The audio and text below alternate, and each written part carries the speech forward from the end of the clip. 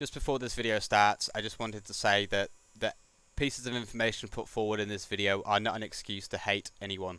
I do not condone violence, I only condone peaceful dialogue and debate. Not all Muslims believe every word in the Quran exactly, and not all Muslims believe in Islam the same. There are different sects of Islam, and for what one Muslim believes, the other may not. This is just excerpts taken directly out of the Quran, some stories about the Quran that are known throughout the Islamic faith. How's it going? My name's Dan, and this is Right of Center. Today's video is going to be about the Quran. I want to talk about a little bit of its history and also a few important surahs or chapters that I feel every infidel should know about. So what is an infidel? An infidel is a term used in certain religions to describe those of unbelief in central tenets of their own religion, for members of another religion, or for the irreligious. The Islamic use the word kafir.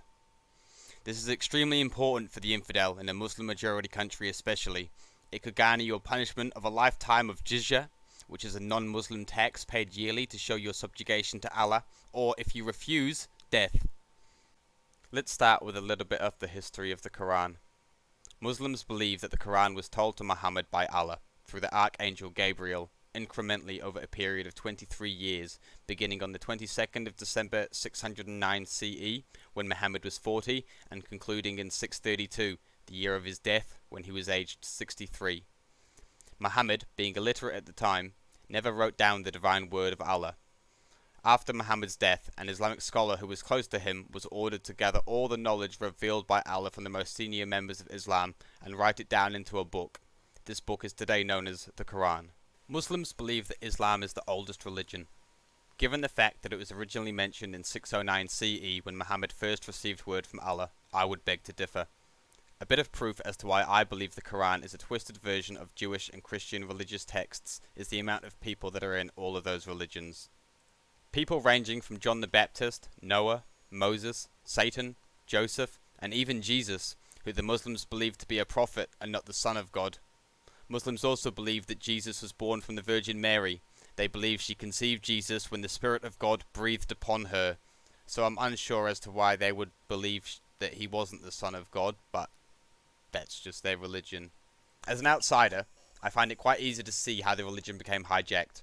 That's without mentioning the fact that Muhammad seemed to be a narcissist suffering from delusion and psychosis, more than a prophet of God. For example, Muslims used to pray twice in the day, once in the morning and once in the afternoon. However, after Muhammad's death, his third wife Aisha declared that Muslims should pray 3 times a day, once in the morning, once in the afternoon, and once in the evening. When asked where she received this information, she simply replied, "I heard it from Allah's Prophet before his death, and from that day onwards, Muslims would pray 3 times a day." That there is just one example of the Quran being hijacked by one person's will over others. There's no proof of anything that went into the Quran. There was only the word of Allah told second hand to Muhammad through the Archangel Gabriel. And then he never wrote anything down. It was only his word of mouth that spread to the other Islamic scholars. And then after Muhammad's death, the information was then gathered and formed into the Quran. So it's so easy to see how things were put in there that weren't necessarily spoken by Muhammad, let alone spoken to him by the Archangel Gabriel. Now, that's a little bit about the history of the Quran and how it originated and how it was potentially hijacked. I'd now like to talk over a few different surahs, which are chapters, which I think you guys may find important. This is Surah 9, verse 5. "And when the sacred months have passed, then kill the polytheists wherever you find them, and capture them, and besiege them, and sit in wait for them at every place of ambush. But if they should repent, establish prayer, and give zakah, let them go on their way. Indeed, Allah is forgiving and merciful." So what does this verse mean? It means basically, kill anyone who is not a follower of Islam, wherever you find them, anywhere. Wait for them to besiege them, ambush them, whatever you need to do. The only way you are not to do this is if they repent, establish prayer, and pay zakah, which is a Muslim tax. That is the only way Allah is forgiving and merciful. This is Surah 5, verse 32. We decreed upon the children of Israel that whoever kills a soul, unless for a soul or for corruption done in the land, it is as if he had slain mankind entirely, and whoever saves one, it is as if he had saved mankind entirely. And our messengers had certainly come to them with clear proofs, that indeed many of them, even after that, throughout the land, were transgressors. A common translation for this verse is, he who kills an innocent, it is as if he has killed all of mankind, and he who saves an innocent, it is as if he has saved all of mankind. It sounds peaceful, right? It's a verse often pointed to by Islamic apologists and sympathizers to try to point out that Islam is a peaceful religion. What they fail to do is mention the next verse. The next verse talks about what is an innocent and the punishment for those who are not. Surah 5, verse 33.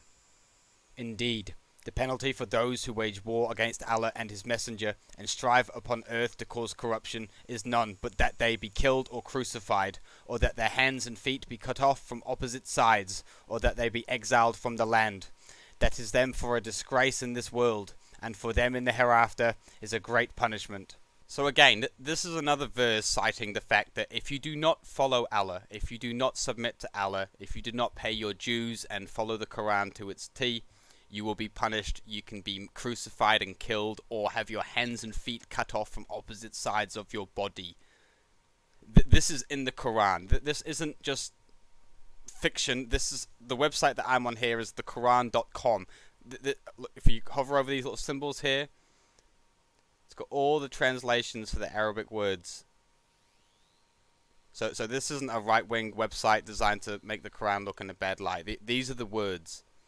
This is all important, and these are things that you guys should know about. The Quran is full of this. You can go through the whole Quran, turn to a page, point, and it will more than likely be something that's violent.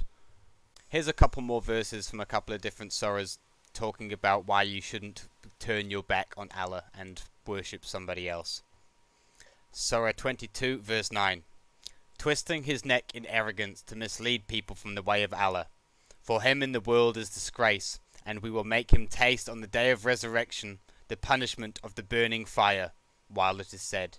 Surah 4, verse 76.